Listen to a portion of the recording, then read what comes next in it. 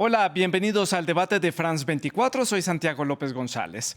De acuerdo con el informe anual de la revista británica The Economist, la democracia mundial ha sufrido un retroceso sin precedentes por segundo año consecutivo. Este reporte hizo foco en los sistemas de gobierno de los países que ha analizado y en las medidas aplicadas para hacer frente a la pandemia de COVID-19, que en muchos casos resultaron muy estrictas, pero necesarias en muchos de los casos, para que de manera directa pues terminaran estas medidas afectando los indicadores democráticos de algunos de los países. Según el reporte, el índice en 2020 era de 5.37 y cayó en solamente un año hasta 5.28. Esto representa la mayor caída desde el año 2010, cuando los indicadores cayeron, se vinieron al piso debido a la crisis financiera a nivel mundial. El punto más débil a nivel mundial es América Latina. La democracia en nuestra región va en caída libre, en un descenso rápido y sostenido en los últimos 6 años. Pero el 2021 es un año de cuidado, porque no solo ubica a la región de América Latina como la de mayor deterioro democrático, sino que también nuestra región rompió el récord en el descenso más contundente desde que The Economist comenzó la publicación de este informe en el año 2006. ¿Cuáles son entonces los aspectos que evalúa este informe? Veamos, son 5 indicadores en total. Evalúa el proceso electoral y pluralismo, el funcionamiento del gobierno y la participación política, la cultura política que tiene cada país y también las libertades civiles. Esta evaluación fue realizada en 165 estados independientes y 2 territorios puntuales.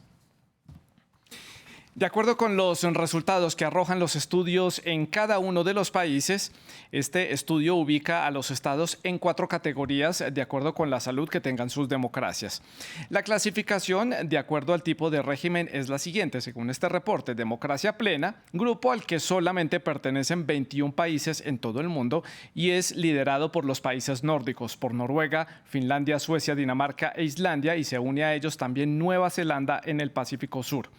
La segunda categoría es democracia imperfecta, le sigue régimen híbrido y finalmente régimen autoritario, grupo al que pertenecen cerca de 59 países alrededor del mundo.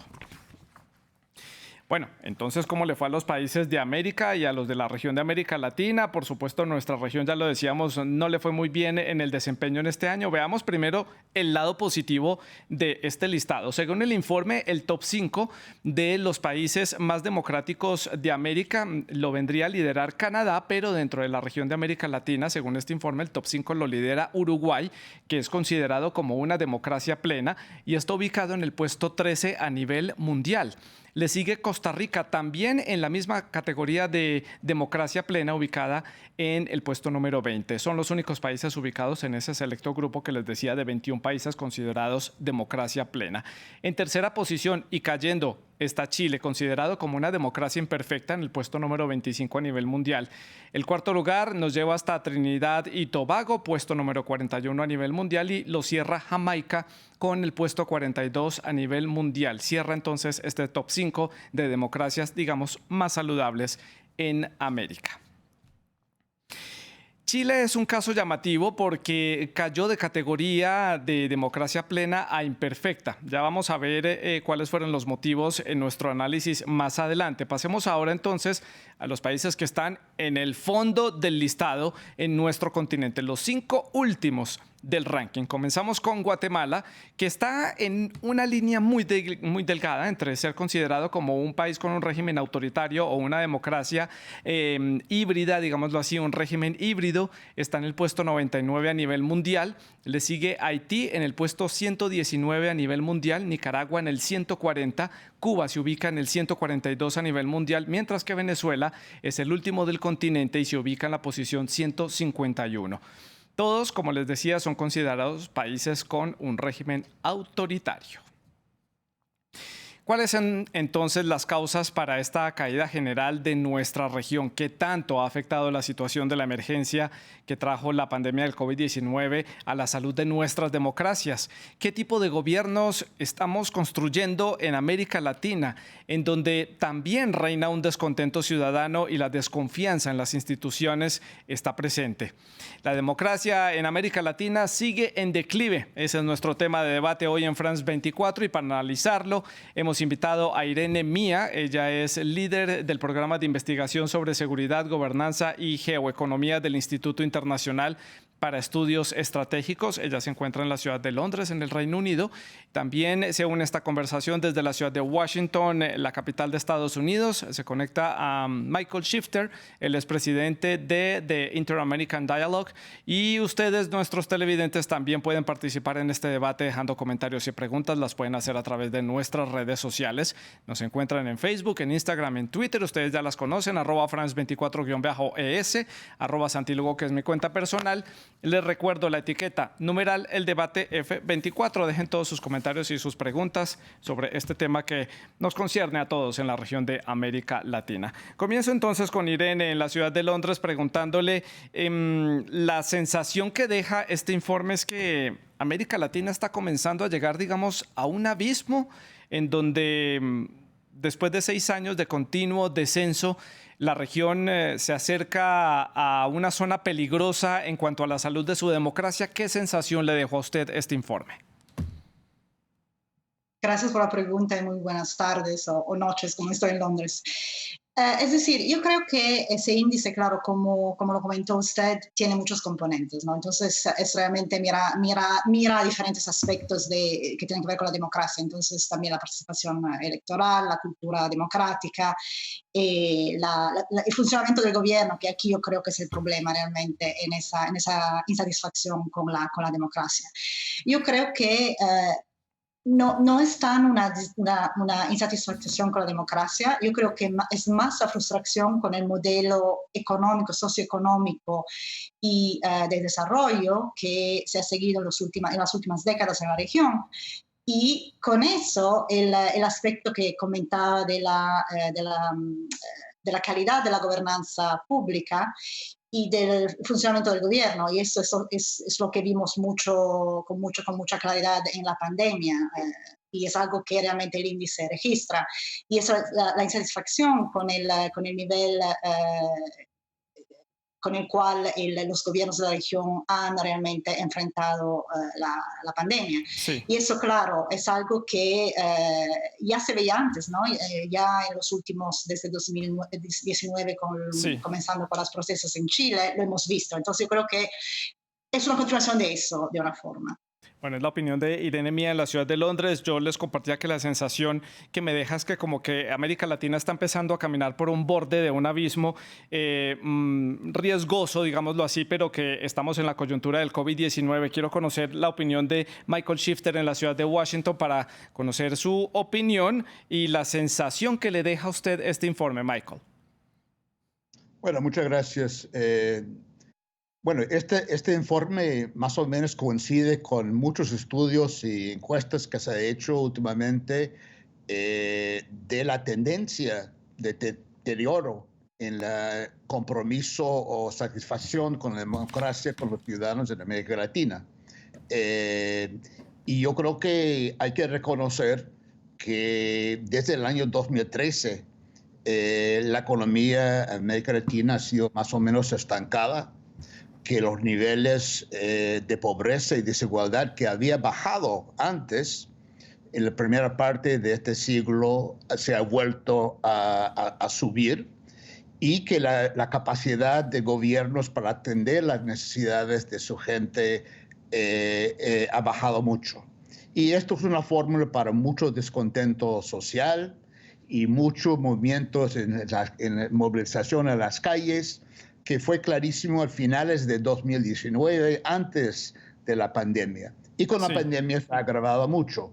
Sabemos que América Latina fue la región en el mundo más golpeado de todas las regiones. Ha tenido retrocesos económicos más fuertes. Y esto creo que ha sido muy difícil para tener gobiernos nacionales que son capaces de realmente funcionar bien. Y yo creo que la explicación principal por el declive que estamos viendo.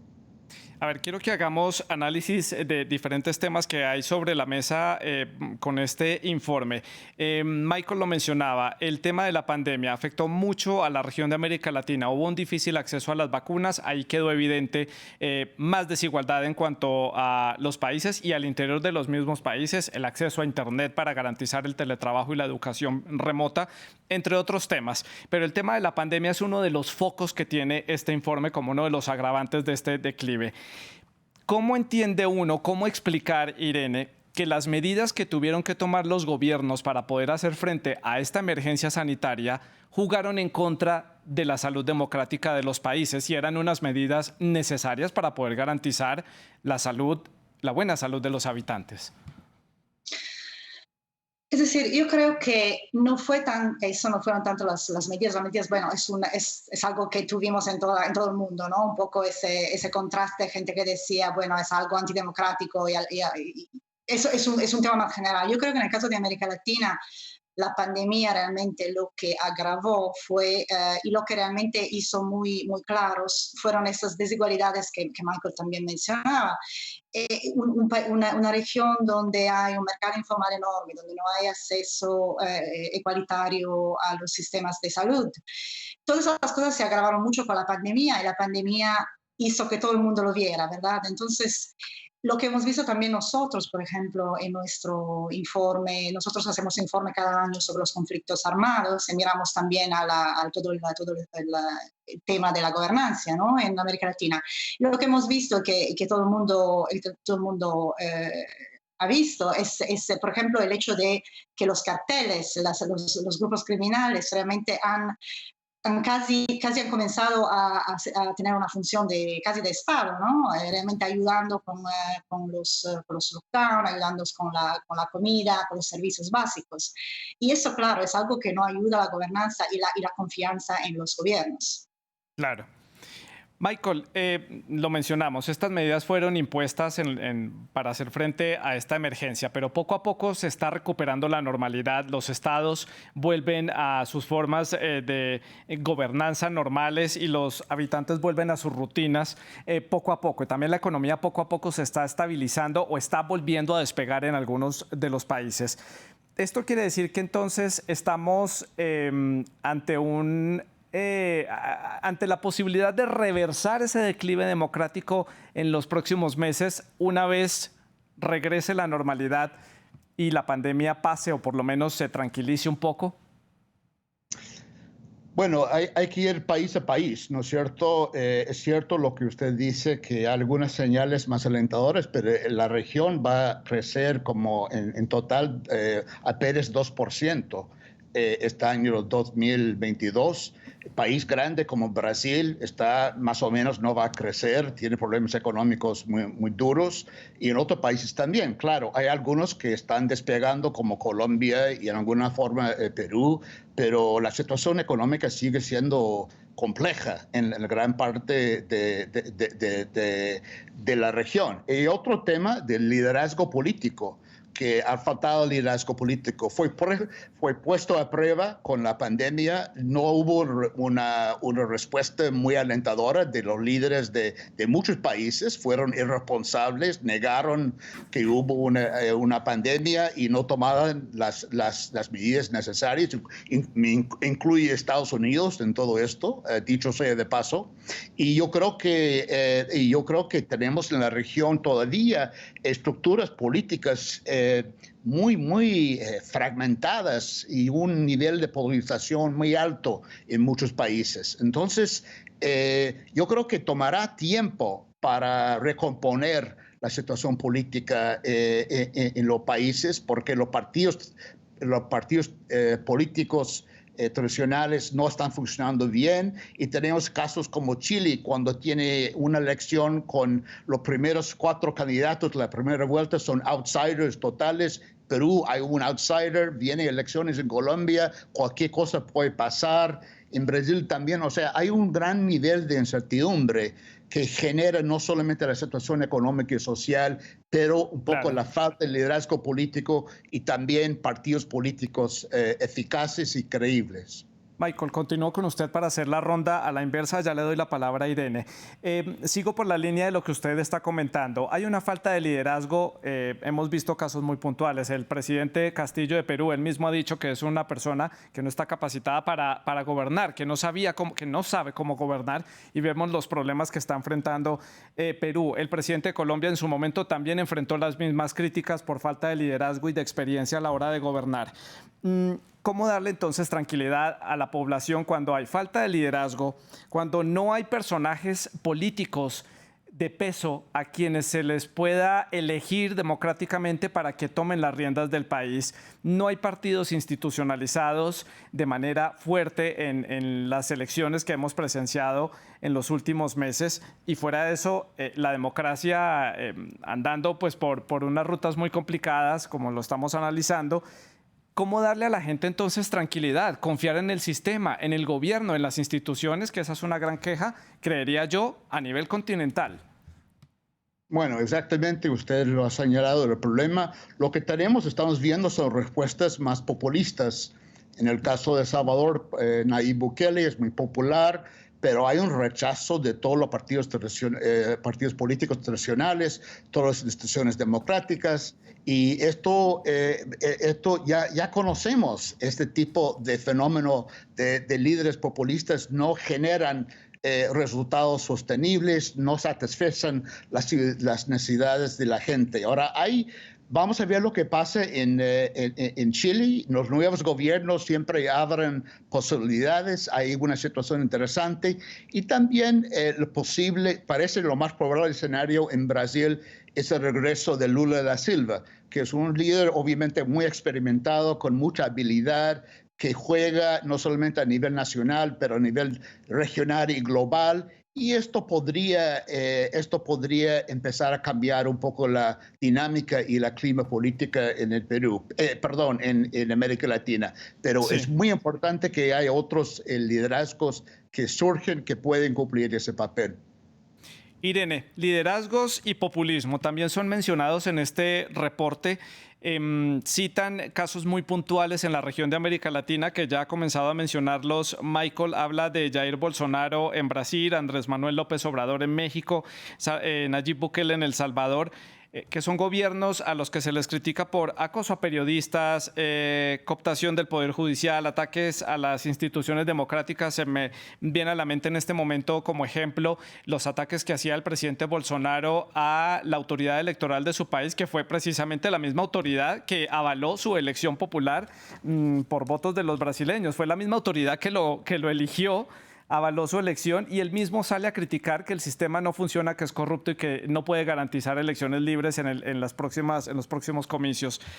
El populismo cada vez está tomando fuerza en América Latina. Esto claramente va en detrimento de la democracia, pero se está volviendo tal vez para los ciudadanos una elección viable, buscando respuestas a esos problemas estructurales que venimos arrastrando.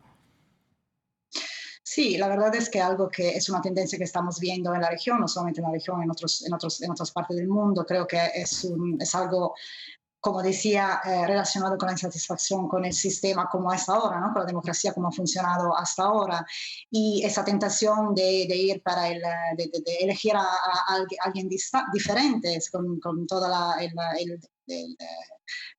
himno de que se vayan todos, ¿no? En América Latina. Entonces es esa idea de a lo mejor no es tan importante que realmente los derechos democráticos sean respetados, pero sí es importante que se haga algo. Entonces yo creo que lo que decía Michael es verdad. Hay que ver cómo esos populistas van a asegurar las demandas de la población. Yo creo que lo que hay que destacar de positivo es que es verdad que la participación democrática no, es algo que ya es muy fuerte en la región, es decir, es verdad que tiene un lado un poco más problemático con todo lo que vimos en términos de protestas, pero también quiere decir que la población sabe sus derechos, sabe lo que quiere y realmente quiere un modelo distinto, quiere acceso a los servicios básicos, quiere menos desigualdad en el sistema. Yo creo que el problema va a ser para los populistas y los gobiernos no populistas, el problema va a ser que, como decía Michael, hay muchos elementos de inestabilidad en la región, hay una situación económica, claro, en recuperación, pero también hay muchas incertidumbres en términos de vacunas, qué va a pasar con la pandemia. Claro. Y yo creo que el problema fundamental es que hay muchas expectativas en la población y la verdad que los gobiernos van a estar muy limitados en su capacidad de atender a esas prioridades, a esas demandas, porque realmente después de la pandemia su margen de maniobra fiscal se redució mucho, ¿no? ¿Verdad? Entonces creo que ese es el problema. Y la verdad es que hay, por ejemplo, el proceso constitucional de la constituyente en Chile es algo muy interesante, porque la verdad es democracia en acción, ¿verdad? Pero la verdad es cómo se va a realmente implementar Sí. las recomendaciones. Entonces yo creo que esos son los problemas, cómo van a ser los populistas y los gobiernos democráticos para poder atender a las demandas de la población que siguen ahí, siguen la misma Claro. desde 2019 y antes. Claro, y también hay que decir que muchos países de América Latina son democracias muy jóvenes, son países que hace no menos de 40 años estaban terminando gobiernos dictatoriales, reconstruyendo sus formas de gobierno, su confianza en las instituciones y en los gobernantes. Y bueno, esto es un proceso que toma tiempo. También lo vemos en algunos países de Europa del Este, que tal vez lo han hecho un poco más rápido que América Latina en ese paso de unas dictaduras a gobiernos democráticos. Eso en cuanto a las líneas generales que quería analizar del informe. Quiero pasar a casos puntuales y quiero comenzar por los países que están en el fondo de la lista considerados como regímenes autoritarios. Estoy hablando puntualmente de Nicaragua, de Cuba y de Venezuela. Son países que desde hace varios años los vemos allí en el fondo de la tabla. ¿Qué hacer con estos países? Allí definitivamente el aparato del Estado se encarga de hostigar a los opositores, generar controversias con represión, con problemas económicos y sociales. ¿Qué análisis se puede hacer de esos tres casos, Michael? Bueno, yo creo que tal vez donde hemos visto el retroceso más dramático y más grave y preocupante ha sido en el caso de Nicaragua. Cuba ha sido un régimen autoritario desde la Revolución Cubana por 60 años y no ha cambiado mucho, lamentablemente. Pero en Nicaragua yo creo que lo que estamos viendo en términos de la represión sistemática de todos los que están en oposición, los candidatos para la presidencia en noviembre están encarcelados, tienen estos juicios que son una broma, que no respetan ningún proceso jurídico. Yo creo que es muy dramático lo que está pasando. Hay medidas de denuncia a nivel internacional, Sí. hay sanciones individuales. Pero hasta ahora Ortega y su vicepresidenta, su esposa Rosario Murillo, no estado dispuestos a negociar y hablar. Sí. Entonces eso es gravísimo. En Venezuela por lo menos hay un proceso de negociaciones que ha empezado en México, que está suspendido por momento, pero se espera que eso se puede reactivar, ese proceso, para ver si se puede ver una negociación política para preparar el terreno para una transición democrática, que no va a ser fácil, pues, por cierto, pero yo creo que es posible y hay que por lo menos explorar esa opción. Claro. El caso de Venezuela llama mucho la atención de la comunidad internacional, sobre todo por esos 5,9 millones de venezolanos que han huido de la emergencia humanitaria, ese éxodo venezolano, y el caso nicaragüense lo explicaba Michael por el tema de las recientes elecciones, donde prácticamente no hubo oposición y hubo una persecución abierta a muchos de los candidatos que todavía están presos sin un proceso judicial como lo marca la Constitución nicaragüense. Irene, impresiones de estos tres casos antes de pasar la página y pasar a los casos positivos con los que podemos sacar pecho en la región de América Latina. Irene, sus impresiones de Cuba, Nicaragua y Venezuela. Sí, es decir, tengo una visión muy parecida a la de Michael. Yo creo que la verdad que Venezuela a lo mejor es para mí los más preocupantes por sus impactos geopolíticos en la región. pero los tres son casos muy difíciles. Yo creo que también hay que mencionar Haití, que este año bajó de categoría otra vez, entonces está ahora en la categoría la última, Régimen se llama autoritario. régimen autoritario. Y eso yo creo que es algo bastante dramático y bastante interesante, porque realmente es un país donde después del homicidio del presidente, es un país que realmente ya casi no tiene gobernanza legal, ¿no? Es realmente gobernanza criminal, son las bandas armadas que están realmente asegurando la gobernanza en el país. Entonces, yo creo que eso es algo que es un caso extremo, pero es un caso que estamos viendo en muchas partes de la región después de la pandemia, ¿no? Sí. Esos dos regímenes paralelos, ¿no? De una parte la gobernanza oficial del gobierno y de la otra la gobernanza criminal. Yo creo que es algo que vamos a ver mucho más a menudo, porque las bandas criminales van a volverse cada vez más un actor político. Entonces yo creo que es algo que vamos a ver también en países más estables y realmente es una tendencia muy preocupante para mí. Sí, de hecho el informe cita el narcotráfico y los diferentes cárteles como un punto importante también a analizar, sobre todo por la expansión que ha habido en Sudamérica. Han llegado ya ramificaciones de carteles mexicanos y colombianos a Chile, a Ecuador, en donde se ha visto un incremento de violencia en ciertas regiones, en ciertos puntos.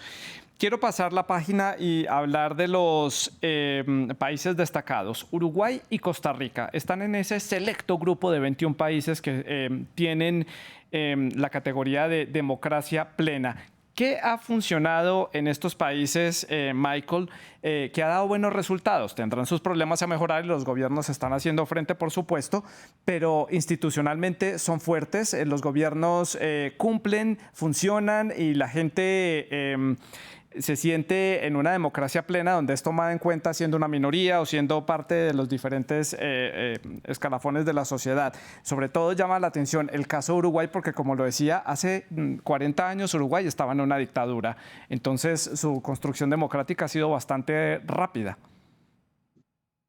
Bueno, pero antes de la dictadura, Uruguay tenía una transición democrática, Chile también.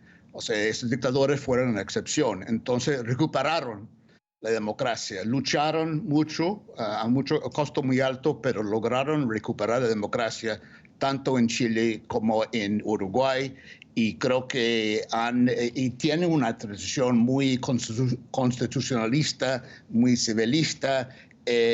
Y creo que hay normas democráticas y funcionamiento de instituciones como Congreso, como Poder Judicial, que funciona bastante bien. Y hay libertades políticas que están protegidos. Entonces yo creo que hay una cultura política bastante fuerte en el caso de Uruguay y también en Costa Rica. Yo creo que en Chile también, pero Chile es uno de los tres casos que ha bajado un poco, dado un poco la crisis en el país y alto nivel de polarización y otros procesos en Chile. Pero los tres países siempre están muy altos en la lista históricamente. Sí. Entonces no es extraño ver que están destacados en esta encuesta también. Sí, Chile este año pasó de ser una democracia plena a una democracia imperfecta de acuerdo a este índice. Es uno de los casos destacados para estudio este año con este informe, junto con España, que también sale del grupo de los 20 países de democracia plena y pasa a ser un país de democracia imperfecta. Impresiones sobre Costa Rica y el caso uruguayo y bueno, también el caso Chile, que como lo decimos, es interesante ver cómo baja debido a ese estallido social que presenció hace algunos meses atrás, Irene. Sí, es decir, creo que lo que Michael dijo es verdad. Yo creo que son dos países donde hay mucha confianza en las instituciones, porque las instituciones por lo normal funcionan bien. Los niveles de corrupción son muy bajos, sobre todo comparado a estándares de la región. Y también son países pequeños, ¿no? Entonces siempre es más fácil también implementar, organizar y gestionarlos. El caso de Chile es interesante, yo creo que mirando los indicadores, es algo que tiene que ver con los estados de emergencia declarado, por ejemplo, en la zona sur, con los problemas de protestas En de la los región de la mapuches, Araucanía, sí. y también...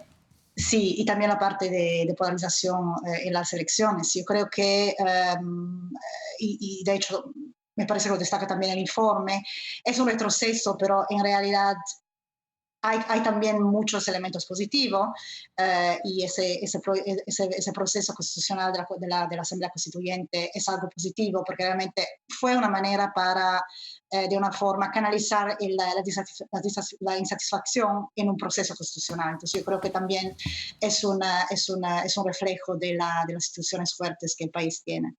Claro.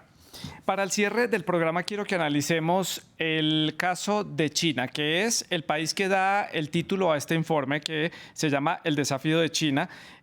Justamente hace un análisis del temor que hay en Occidente y sobre todo en Estados Unidos, que este régimen autoritario que gobierna en China, este gobierno comunista, con ese éxito que ha tenido a nivel económico y esa reducción de la pobreza y modernización del país, haya tratado de establecer unas bases que sean atractivas para otros gobiernos que quieran seguir de pronto este tipo de camino y que resulte como en una especie de desafío para la democracia tal y como la conocemos en Occidente. Irene, sus impresiones del caso chino, de esta lectura que hacen, que puede ser un desafío para el tipo de democracias que conocemos.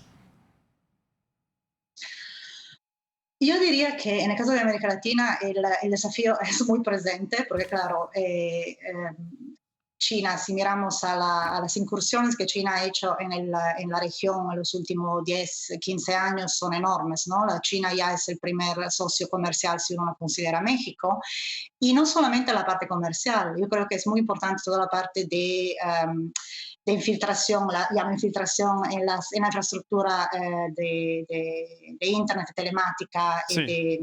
y de desarrollo tecnológico. IT, ¿no? Sí. Desarrollo tecnológico. Y eso creo que es interesante porque realmente no es simplemente, creo que el peligro no es solamente el atractivo del modelo de China, sino también es la posibilidad de China de poder realmente influenciar lo que está pasando en la región.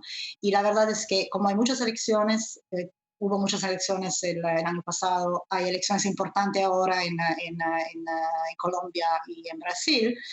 La verdad que mi preocupación sería más bien cómo China puede realmente influenciar el debate, sí. El debate político y polarizarlo cada vez sí. más.